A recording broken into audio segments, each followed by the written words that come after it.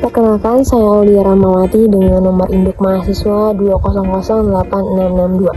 Perkenalkan, nama saya Oktavia Triudaryati dengan nomor induk mahasiswa 2006806. Perkenalkan, nama saya Wiga Saraputri, NIM 2210468. Dari kolot, jadi tahu gitu ternyata kan penggunaan limbah dari pabrik-pabrik itu tuh masih sembarangan gitu Kak. Jadi yang mau ditanya itu seputar tentang pengelolaan dari Sungai Citarum itu sendiri gitu. Program pengelolaan gitu ya, pengelolaan berkaitan dengan Sungai Citarum. Tapi sampai ke mungkin yang kelihatan nampak di era modern mungkin tahun 2000 ada Citarum Bestari, Citarum Bergetar, Citarum gitu ya. Itu banyak, tapi intinya itu program Sungai Citarum. Sedangkan permasalahan Citarum itu bukan di sungai utamanya. Citarum utama bermasalah, tapi bukan dari kegiatan langsung di Sungai Citarum, tapi di subdasnya.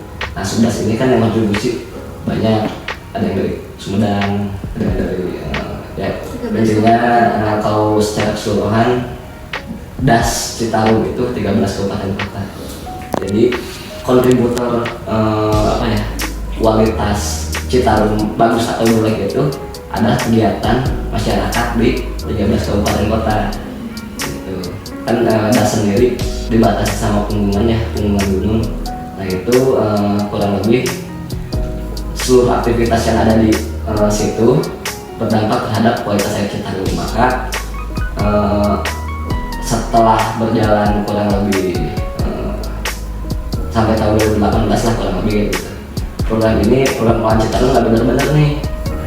Terus gimana kurang lebih waktu itu Pak Jaya kemudian 2018 keluar Perpres 15 2018 tentang Citarum ya, Satgas PPKD Citarum, bukan Citarum Harum tapi Satgas PPKD Citarum Harum di sungai.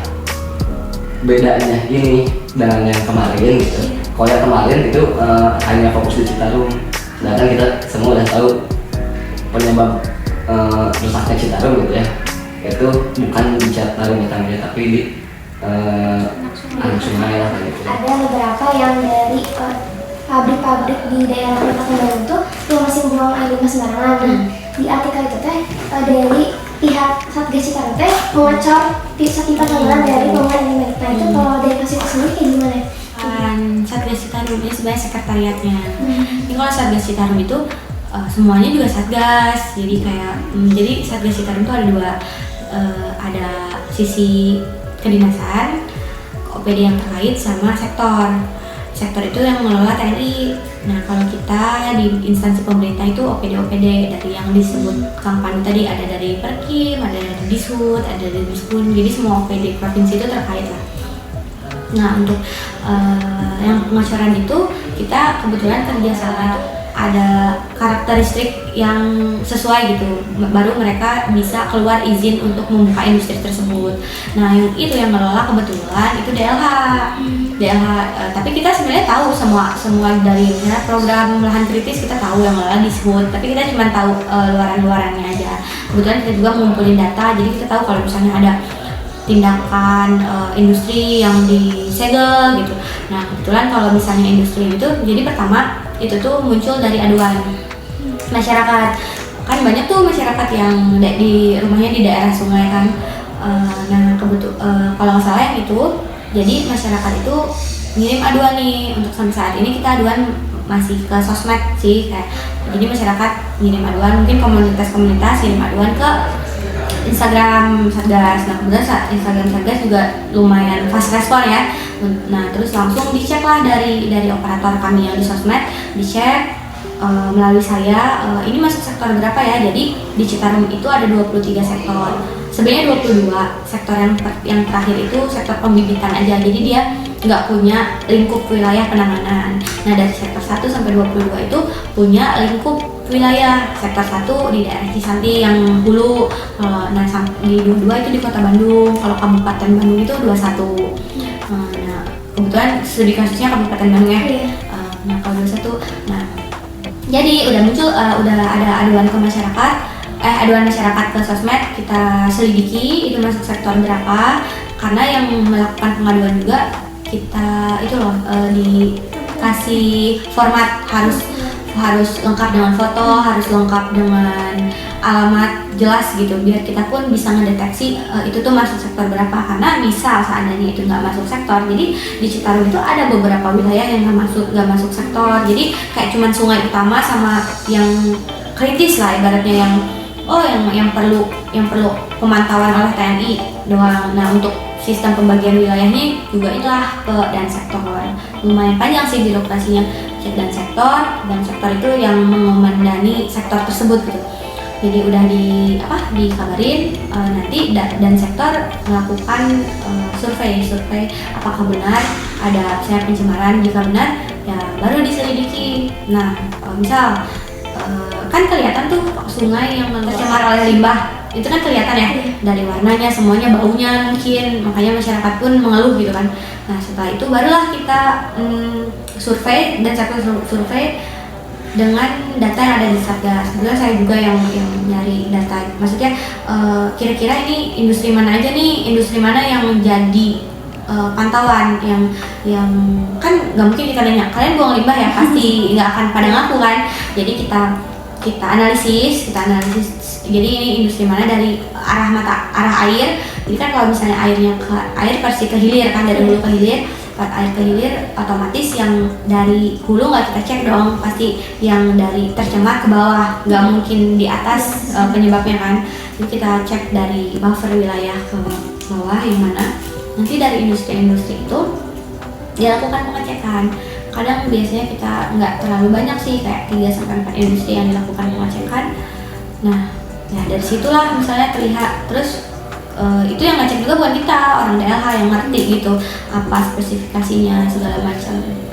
Terus udah nanti, tapi kita nggak langsung, jadi kita sistemnya itu tidak langsung tiba-tiba ngecor, enggak. Jadi dikasih tahu, ini baiknya nggak gini, mana surat-suratnya, urusin. Itu biasanya dikasih waktu 2 minggu. Kalau 2 minggu dipantau secara diam-diam oleh sektor.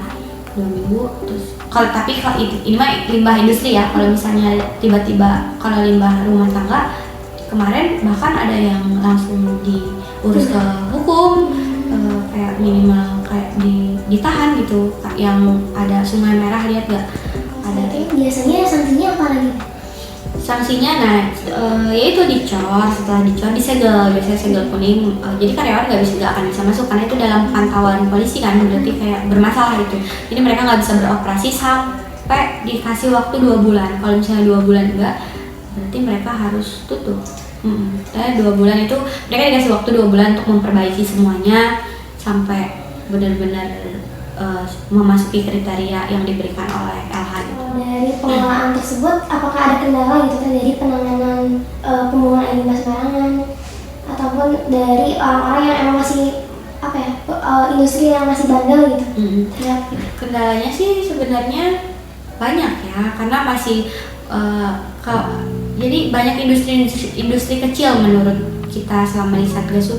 Tapi industri-industri besar yang dalam pantauan Satgas itu udah bagus sebenarnya, kayak yang industri yang benar-benar ada di sungai utama, di pinggiran dekat sungai utama.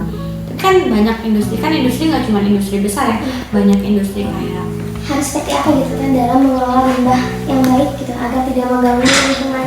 Untuk mengelola limbah kan ada prosedurnya, dari mereka juga sudah tahu prosedurnya. Dalam Permen LHK itu ada peraturan Menteri Lingkungan Hidup. Nah, bisa dicek juga, tetapi dari kami sih dalam hal ini pokoknya DLH provinsi itu melakukan pengawasan dan pembinaan gitu.